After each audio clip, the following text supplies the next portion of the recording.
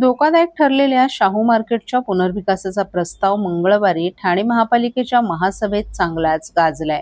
जागेच्या मालकीपासून ते बायोमेट्रिक सर्वेक्षणापर्यंत अनेक गंभीर मुद्द्यांवर भाजपसह विविध पक्षांच्या नगरसेवकांनी प्रशासनाला धारेवर धरलं.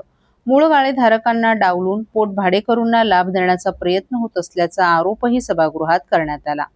शाहू मार्केटची धोकादायक इमारत पाडून तेथे नवीन व्यापारी संकुल आणि सार्वजनिक पार्किंग उभारण्याचा महापालिकेचा प्रस्ताव असून त्यासाठी गाळेधारकांच्या पुनर्वसनाची प्रक्रिया सुरू करण्यात आली आहे.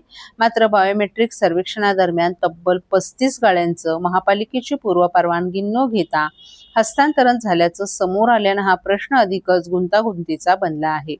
शिंदे सेनेचे नगरसेवक राजेश मोरे यांनी रस्ता रुंदीकरणासाठी गाळे गमावलेल्या जुन्या ठाणेकरांना न्याय देण्याची मागणी केली. विकास रेपाळे यांनी जागेच्या मालकीवर प्रश्नचिन्ह उपस्थित करत महापालिकेची मालकी नसल्यास पुनर्विकासासाठी निविदा कशी काढली असा सवाल केला.